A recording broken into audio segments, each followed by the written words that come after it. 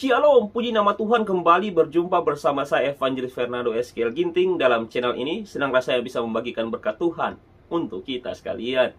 Di hari ini kita sama-sama akan merenungkan dari surat Roma pasalnya yang ke-15 ayatnya yang ke-13. Semoga Allah, sumber pengharapan, memenuhi kamu dengan segala sukacita dan damai sejahtera dalam iman kamu, supaya oleh kekuatan Roh Kudus kamu berlimpah-limpah dalam pengharapan.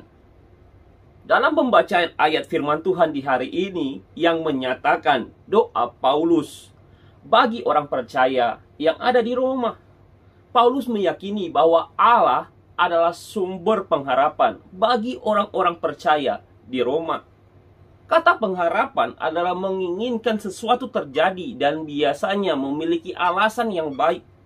Pengharapan ada ketika kita tidak tahu bahwa sesuatu akan terjadi atau tidak terjadi, tetapi kita berdoa dan menginginkan sesuatu itu dapat terjadi. Pengharapan bagi orang-orang percaya sangat berbeda dengan pengharapan manusia pada umumnya. Pengharapan bagi orang percaya adalah tentang kepastian bahwa apa yang telah dijanjikan Allah dalam firman-Nya itu adalah benar-benar akan terjadi dan pasti akan terjadi sesuai dengan kehendak Allah. Sedangkan pengharapan manusia pada umumnya adalah bersifat memaksa dan berpusat pada diri sendiri, sehingga ketika apa yang diharapkan itu tidak terjadi, maka manusia akan marah, kecewa, bahkan stres.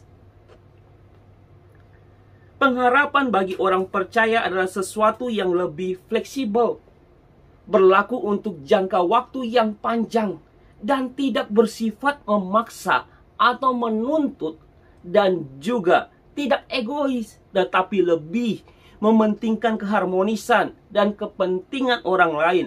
Karena bagi orang percaya, Allah adalah sumber pengharapan yang sejati, pasti tidak akan pernah mengecewakan. Firman Tuhan mengajarkan bahwa sebagai orang-orang percaya, kita harus berharap kepada Allah saja dengan tidak mementingkan diri sendiri. Bukan keinginan dan kemauan kita yang diutamakan, melainkan kehendak Tuhan, Sang Pencipta kita. Pengharapan yang berpusat pada Allah pasti membuat orang-orang percaya yang pertama penuh dengan sukacita.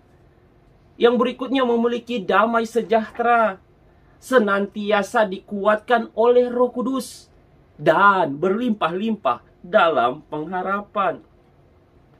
Dalam situasi dunia saat ini, semua orang memiliki pengharapan. Masing-masing berharap situasi cepat pulih dari pengaruh pandemi yang saat ini terjadi. Berharap agar tidak ada lagi orang-orang yang terjangkit virus.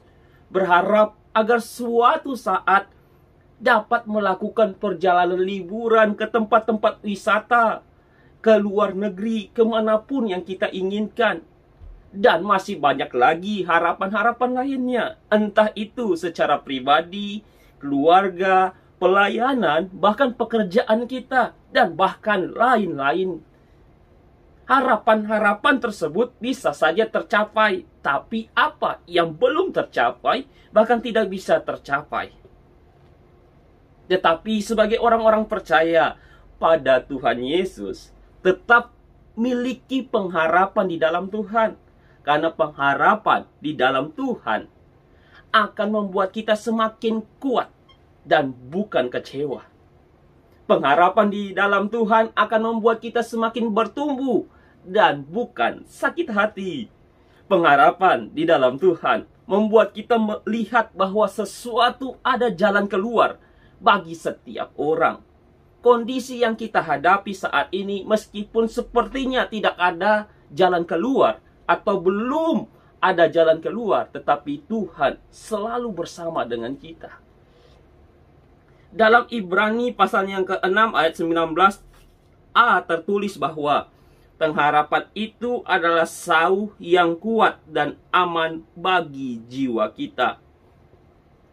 Pengharapan di dalam Tuhan Yesus adalah sauh yang kuat dan aman bagi jiwa kita.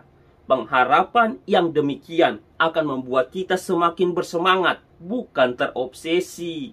Pengharapan di luar Tuhan membuat orang terobsesi, sehingga jika harapannya tidak tercapai, akan menimbulkan kekecewaan yang sangat besar, bahkan sakit hati yang terdalam, baik itu untuk sesama, bahkan untuk Tuhan. Biasanya ini akan terjadi ketika kita berharap bahwa seseorang berperilaku khusus kepada kita. Padahal, yang seharusnya ada dalam pemikiran dan harapan kita adalah tentang perlakuan khusus dari Tuhan Yesus, bukan perlakuan khusus dari manusia. Pengharapan dalam Tuhan Yesus itu pasti akan memampukan kita melewati apapun situasi hidup kita dengan tetap bersemangat. Kiranya Tuhan Yesus memberkati kita. Amin. Perenungan firman Tuhan kita di hari ini. Sampai berjumpa dalam video-video selanjutnya. Kiranya Tuhan Yesus memberkati kita sekalian. Shalom.